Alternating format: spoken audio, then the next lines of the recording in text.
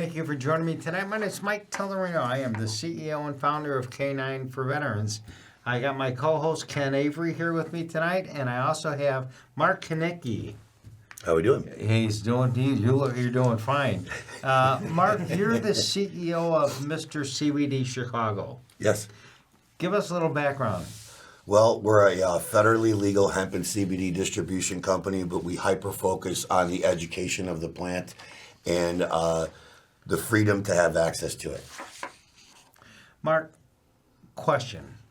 How is this product going to help our veterans that are going through PTSD or TBI? Well, I know a little something about it. Right. Not that I was a veteran myself, but I understand what PTSD is all about and how it actually can affect the brain and then turn into physical angst. Well, CBD can curb anxiety. It can also help curb, obviously, it's an anti-inflammatory. And on top of it, when your mind is at ease, your body is at ease. And CBD is like a cross between nature's Tylenol and like a Flintstone vitamin on steroids. So and that's the layman stuff. That's the benefit of using it. Sure, and it helps people curb the appetite. It can help people curb the appetite for opioids. Are there any drawbacks from using marijuana for a veteran with PTSD or TBI? On a kidding note, if you call being awesome a side effect, then yes. Really? Because CBD just makes you feel better. I know a lot of veterans that have used marijuana for their PTSD, and it actually, in fact, they had told me that they were on maybe 6, 7 different meds to cope with their PTSD. When they started using marijuana, it eliminated half of that. It should, and it could actually be completely eliminated if people actually used something. And he said his personality has changed 101%. I believe it. He's more relaxed at home. He likes getting out now, with his family, where before he was just very recluse. Sure. But now, since he started taking the marijuana, he's been doing really great. So. And I'm glad you mentioned marijuana because one of the things that anybody would want to achieve, especially when they're going through that type of trauma, is to try to achieve balance because you've been off balance this whole time with those type of drugs going into your system. So people have a tendency to overlook the benefits of nutritional hemp and therapeutic CBD, and then microdosing THC. And that's a huge difference. For someone like myself, and I'm sure like Ken, what's the difference between hemp and marijuana? So there's a huge difference. So hemp is like for nutrition, and it also can be used for fiber, of course, as a lot of people are aware. But hemp, THC is the psychoactive part of the plant. And you can actually extract THC from either part of the plant. There's a difference between federal cannabis and state cannabis. What's the difference? Excuse me, what's the difference? Sure. When you actually have psychoactives from a hemp plant, it's cut at a certain time to actually make it federally legal. And those are the rules that they have. So as the Hemp Act, as I've been told, as far as I could see, because that's why I participate, it affords us the opportunity for free enterprise, whereas state cannabis, you have to pay to play. Oh, how hard is it for a vet to go to a store? And we just got to fill out the paperwork and pretty much done, right? Well, now it's interesting that you mentioned that. So now at Mr. CBD Chicago, we have a location called the Honeycomb Hideout Retreat that we're endorsed by several doctors, so people can we actually help veterans and the public at large get access to medical marijuana cards. And now we're also educating them at the time, they get FaceTime with a doctor. And then on top of it, our subject matter experts are there to guide people on the nutritional aspects of hemp, such as hemp hearts and refined hemp seed oil, which can do so much for the body. Now you can either smoke it or take a gummy. Sure. Right? And those aren't the best. Those are probably the 2 least ways that I would expect anybody to do it, by the way. So although I combust cannabis, I don't recommend it for anybody because that's not the best way to consume. A healthy What way. is the best way? Well, you're made of water. So I love the idea of nanoliquids because they don't taste like anything. You can put them in food or beverages, and then on top of it... Is it a pill? No, it's water. Because so it's a nano liquid, and you're made of water, and it's water and either CBD or THC. So how's the effect different from if I take a gummy? There's a huge, gummies first off are an edible where a beverage hits you a little bit different. The onset of a beverage can happen in like 3 to 5 minutes, where a gummy, which is not really that healthy for you because of the gelatin and the sugar, it's not a great alternative. And so the gummy will hit you in 25 to 30 minutes, which is where people make the mistake of like, I forgot how long I took this. Should I take another one? Take another one. And then another mistake that people make is taking a gummy on an empty stomach. You shouldn't do it as... Can you take too much of either one? Here's the thing. You're not going to per se overdose, but some people call it greening out. And what people don't know is that you can actually use CBD to reverse the effects of THC. It's the yin to the yang. Well, how would that work? Well, it's really simple, as a matter of fact. So when I was talking about the nano liquids, Right. we actually have a CBD water. Yes, you do. 320? It's 420. 420. Yes, 420. 420 H2O. Okay. And when people drink it, it actually goes through the saliva glands, hits you fairly fast, and the next thing you know, it is reversing or lessening the effects of the psychoactive part of the plant. And I've watched it happen with my own eyes. I'm not allowed to make a claim per se. Right. But CBD, it's known that CBD can do that. Which is better, honestly. It's not that it's not that it's better. They should be done together. If you could do a 1-to-1, you'd be So in take great both shape. THC my and- absolutely, because that will help you get into that balance mode. But again, people miss out on the opportunities to take nutritional hemp, like hemp hearts and refined hemp seed oil, because your brain is a supercomputer, right? Right. And your body's a super machine, so it needs superfood. And there is no better plant superfood in the world than hemp. Okay. It's a better source of protein. It's a better source of omegas, and it's a perfect 3-to-1 ratio for your body. And that's we have a symbiotic relationship to the plant because we have an endocannabinoid system. Are there different levels of potency? Oh, for sure. When you go, if someone was to go into a cannabis store and they didn't know the first thing about what they were looking for. It's everybody, a lot of people. Yeah. And then there's also a lack of guidance out there when it comes to that stuff. Yeah. So I how do always, you determine what that person would? How would they determine what they need so they don't? take the wrong thing, which a Yeah. lot of that happens. So I like to use the example of like when people turn 21 and go to the bar for the first time, you wouldn't just give someone a shot of 151. No. Right? No. And so that happens with a lot of people in cannabis. They'll get to the highest potency of THC, or they'll get something called RSO, which is called Rick Simpson oil, and then they end up taking too much of it and they have a poor experience. And the plant that could have helped heal them, they're afraid of it now, or they're taken back by it because they didn't have a good first experience. Mm-hmm. Proper guidance is necessary and needs to be had a little bit better, I believe, than it currently is. And I always tell people, especially if you're a novice, to take the baby step of nutritional hemp, because you'd be surprised that just hemp on its own, like refined hemp seed oil, is also a natural anti-inflammatory, helps you out with digestion, skin, I could go on and on, skin, hair, all of it. Now, your product, the 420 liquid, how's that sold? It comes in a 16-ounce bottle, and it's 30 milligrams of CBD. It was Go made through your website? Yeah, you can find it on the website, MrCBDChicago.com, or you can find us at the Honeycomb Hideout. We also are at other locations as well, but we don't find us at the typical places. We work with restaurants, bars, clubs. We also work with spas. I work with a lot of chiropractors and massage therapists. So, after you get a massage, it's very important to hydrate. Right. Shout out to Healing Sunflower Massage. I actually got an infused massage today, and afterwards, hydration is super important because you release so many toxins. And if you haven't had an infused massage, folks, you don't know what you're missing, and you haven't lived. Really? Yes. Does the VA? What do you know about the VA related to them prescribing or thinking that marijuana is a great idea? As far as that goes, well, I know that we tend to be the last line of defense for people. I know that it would appear that the access to drugs for our veterans seems to be a lot more accessible than the healing properties. That's not the first thing. I always laugh to myself because CBD and THC is what people helps get them off that. Well, then instead of making it the last line of defense, let's make it the first. Right.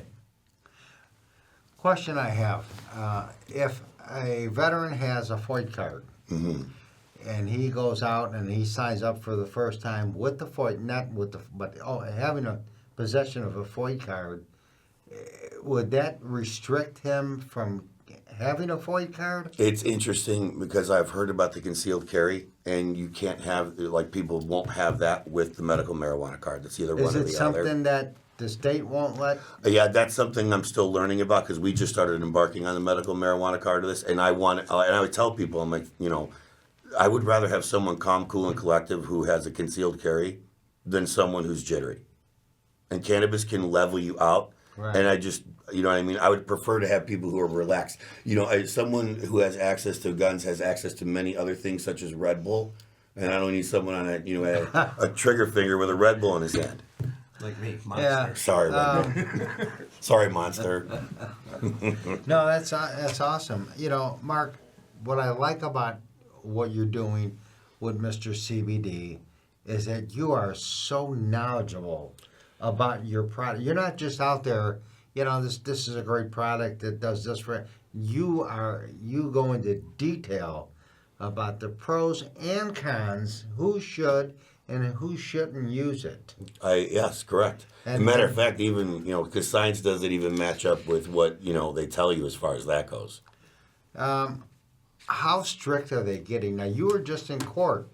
Well, no, we were at Springfield fighting for our rights. Right. They were trying to ban hemp here Why in don't Illinois. you give us a little background on because that was interesting what you went through. It's very interesting, and it's been an ongoing problem, like the lack of education between hemp, CBD, and THC, and the fact that there is state cannabis, which is federally illegal, and we make concessions for that for some reason, and then hemp, which is federally legal, and we make it seem like it's the dirty stepchild somehow. And our local government tried to pass some bills that was going to be slid through, and if people weren't paying attention, it would have happened. And that means everything from topicals to the dog stuff. That's why we talked. Because I was like, hey, by the way, they're about to take away the dog stuff, and I need to figure out how we're going to get this done, or make it almost impossible for me to do it. And that's why I was like, Michael, we got to talk about this because people don't know what they're about to lose their rights to have some of these things. And it's obviously helped a lot of our animals, as you know. Well, let's talk about that for a minute.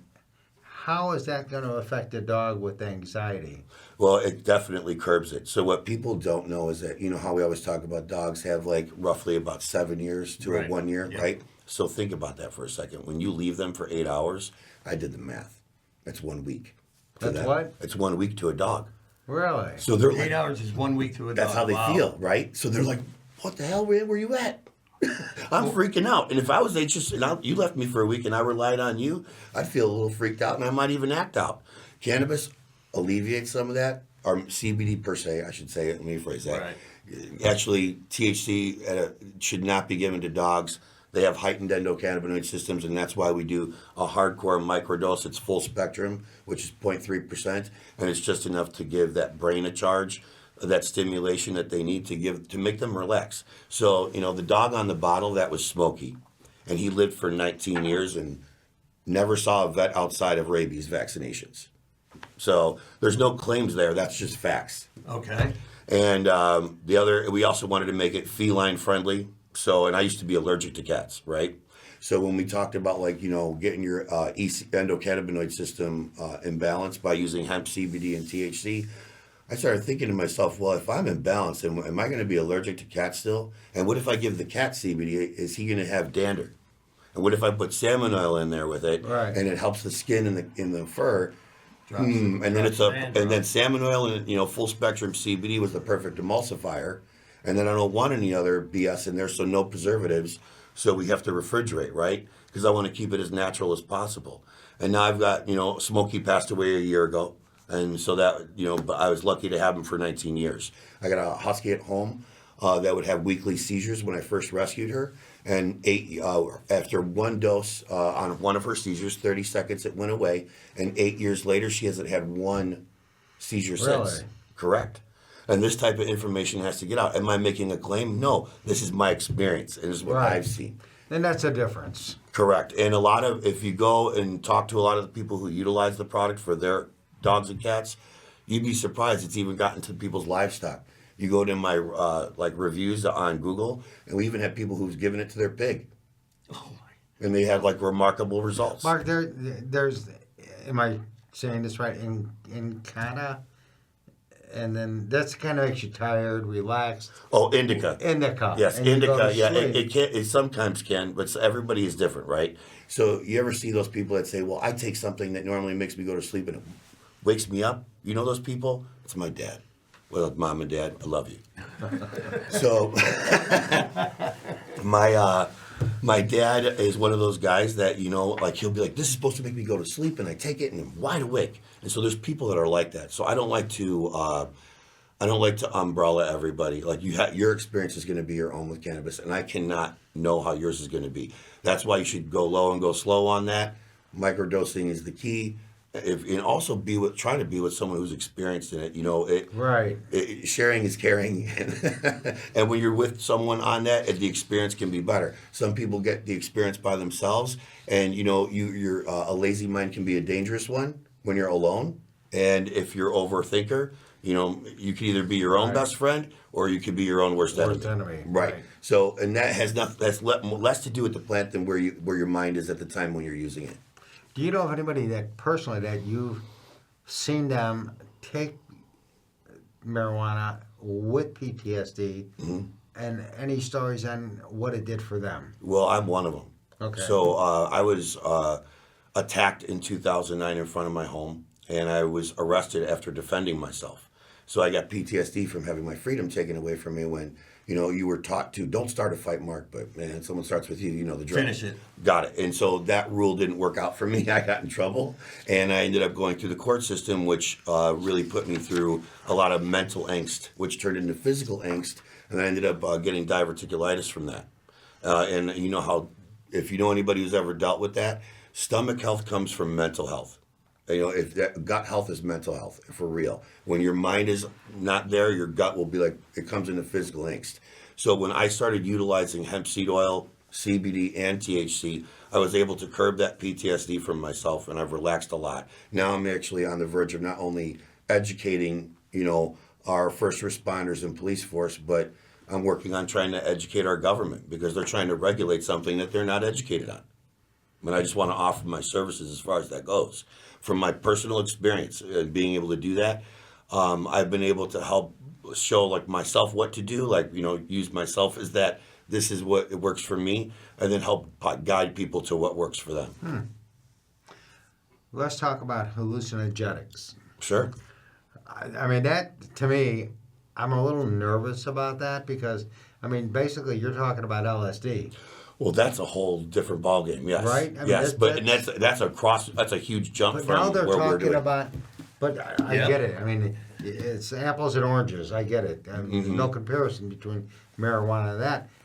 And now I heard that they're trying to microdose veterans for To help that. PTSD. I don't get it. So allow me to explain that one. So Please. this is, and I'm going to do my best. I have people that I've surrounded myself with. There's the Illinois Psychedelic Society and some people who I've got a chance to be around.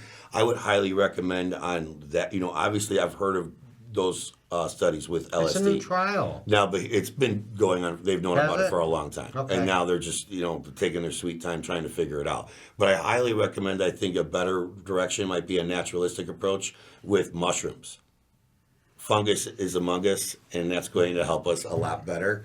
Fungus and cannabis are the two that can, I think, be what people are looking for. And when I tell people about the psychedelic aspects of like whether it's cannabis or fungus, your brain has got a bunch of neurons, and most of them are crimped like a hose in the garden.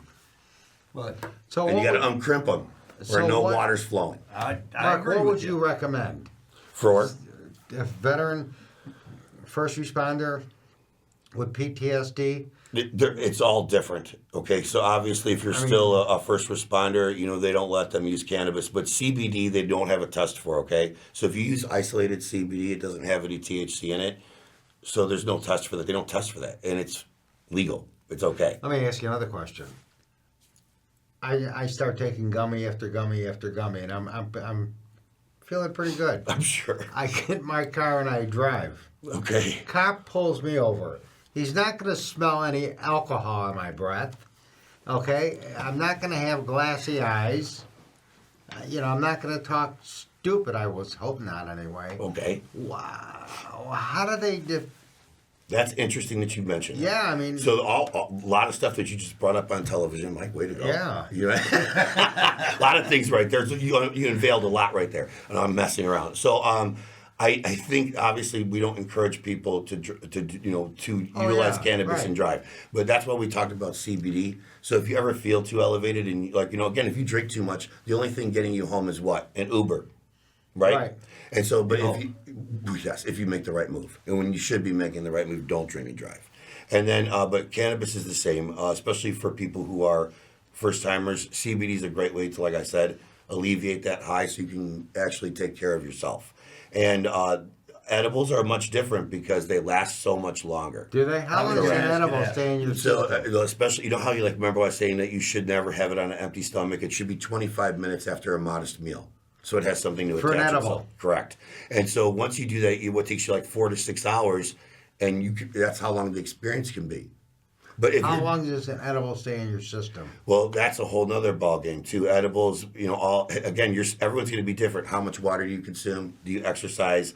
All of that. And again, if you're worried about testing, then you shouldn't probably be taking it in the first place. If you have to be worried Is about it it. still, What's is the- it still the 30 days, 45 days? Everybody, again, that's Depending on that's your very fat structure, right? correct. A lot of that has to do with the individual body. That's why you can't blanket that statement. You know what I mean? There is no, anybody can be different. Like I said, your fingerprint's different than mine. Right. So I could just say, yes, that works for me, but does it work for you? Well, not 100%. I ran into someone who had an allergic reaction to cannabis, and then we had to find a different strain for that person, because your endocannabinoid system is like a lock system, right? And cannabis have different keys. Okay. And all these different cannabinoids. So you have to find which cannabinoids are the ones that work for you.